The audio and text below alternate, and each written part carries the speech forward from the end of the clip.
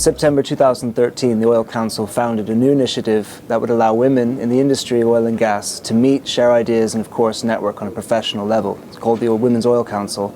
I'm here with Alison Baker, who's on the steering committee for the Women's Oil Council, and she's a partner with PWC in the Natural Resources Unit. Why do you think women are so underrepresented here? I think it starts, and Carl Henrik made this point yesterday, it starts at the outset of people's careers. So have we got enough women graduates coming into the industry? Have we got enough women actually studying sciences and engineering, those STEM degrees that typically are the ones that in the past have fed the industry?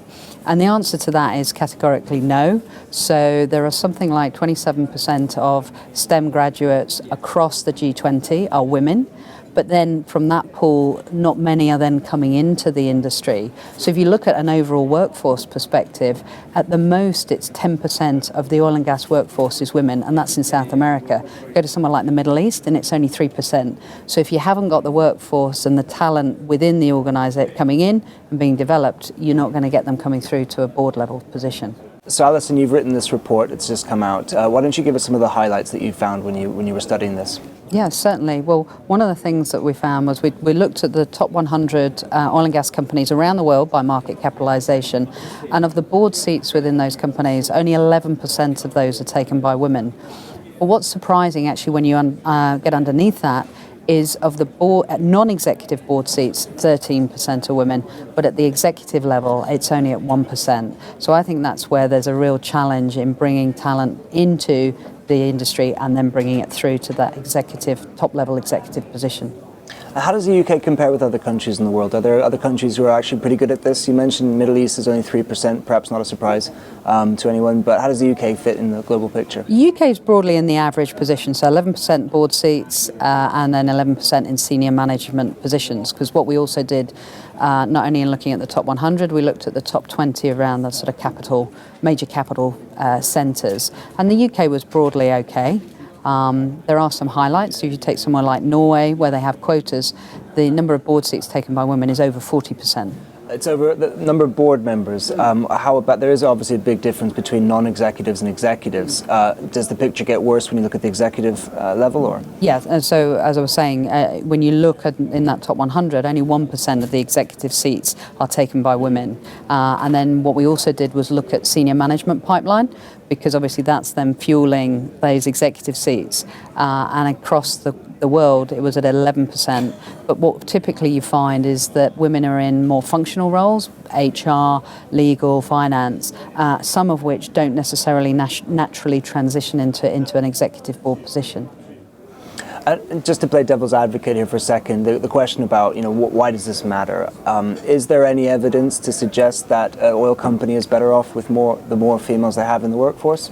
I think it's pervasive across all business. Many research reports have been done. Originally, Catalyst in 2007, Credit Suisse have written reports, and others which showed direct correlation between diversity on the board, and so that means diversity of thought, diversity of gender, and business performance. So this isn't a legal compliance issue. This is a business opportunity, both in terms of tapping into the widest talent pool possible, but actually there's a direct business performance opportunity for oil and gas and other companies. So there's actual business case for this. Yeah. So what then are the qualities? Is it simply that you have twice as many people to choose for, therefore more talent, or are there actual feminine qualities that are healthy for a board? Yeah, I think there's a view that both in terms of leadership attributes, I think Ian Manson from Corn Ferry was talking yesterday about pieces of work that they've done within the recruitment industry and looking at leadership attributes and how often women score higher than men in some of those key attributes in leading a business. So there, not only is there a business imperative, but there is demonstrable experience that women can have greater skills to bring to the boardroom table. So what are the recommendations of the report? Presumably there's a right way to do it and a wrong way to do it, what are your ideas on how we're going to achieve? So what we've done is actually take it back to, there are 4 key catalyst points in bringing people into the industry, so career start, how those careers progress, the senior management pipeline, and then ultimately onto the board. And for each of those areas, we've set out in the report some suggestions, some of which come from within the industry best practices. So there's some case studies within the report of what people are doing, which is making a real difference.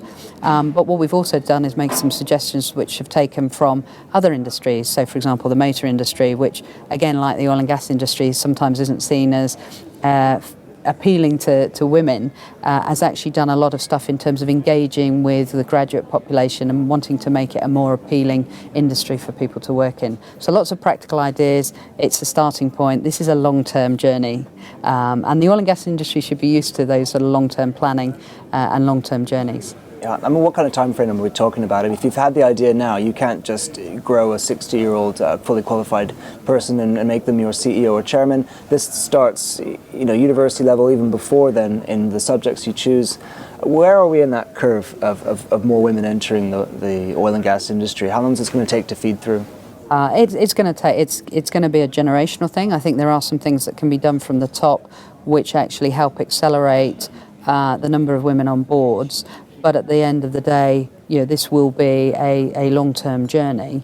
But there's some case for optimism. The rig zone statistics for the US, for example, in 2013 indicated 46% of the new vacancies that were taken up by women. So it is becoming more attractive. The industry's got a lot to do to help continue that influx of women into the industry and grow and develop them. There will be lots of different stress points along the way for people in their careers, and it's putting in place some practical steps and support, but also some challenge in making sure that women push themselves forward as well.